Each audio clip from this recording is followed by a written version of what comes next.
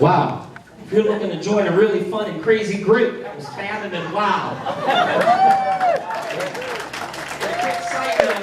Brian and Jordan, you guys are in trouble because I do comedy. You were not funny. Yeah. Anyways, I want to share with you that I attend the Cats Fest group, and you know that's led by Ver. And I like that group because you can fire a ton of questions at him. And he has an answer for everything. And he always has 10 to 15 scriptures to support his answer. So, we met last week, and we got a question that he was having to tussle with a little bit. And the question was, what did Adam say the day before Christmas? And Bert goes, oh man. But he had an answer. He said it's Christmas Eve. He didn't have scripture to back that up,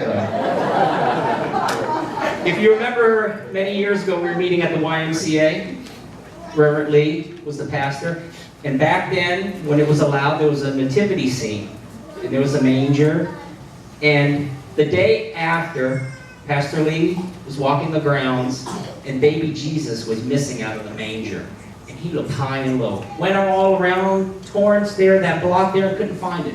A few hours later, he saw Michael Lamb pulling a brand new red wagon down there, and he says, Michael, what are you doing? What are you doing with baby Jesus in the back of that new red wagon? And Mike Lamb goes, well, I prayed to Jesus if he would bring me a red wagon, I'd take him for a ride.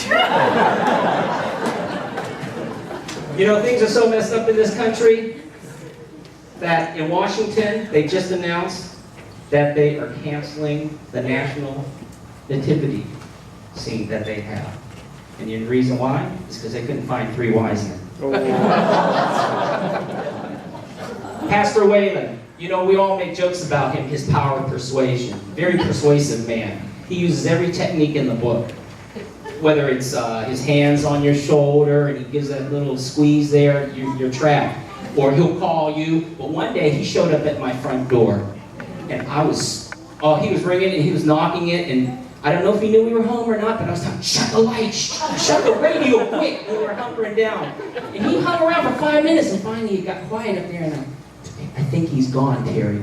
So I went out there, and what he did was, he left his calling card, and he wrote Revelations 3:20.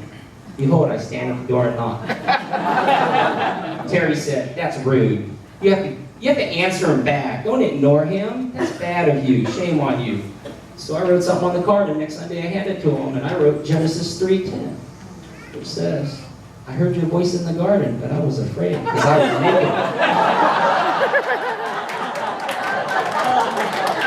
But Pastor Whalen, that doesn't stop him. That doesn't stop him because he's bugging me. He's chasing me around the church. Finally, he caught me. He says, join the army of the Lord. Get active in the army of the Lord. He kept doing that over and over again. You know, he really would. After service, I'd be dashing. He'd go, Mike. Finally, he caught me, and then I couldn't get out of his hand. He put that hand on the shoulder, and he squeezed, and I couldn't. And finally, I had to give it up. And I whispered in his ear, I am active. I'm in the Secret Service. That stopped him, like me. You know, and finally, you know that song, that Christmas song we hear every Christmas? Mary, did you know? Mary, did you know? Every time they sing that, I want to stand up and say, Mary did not know, but she knows now.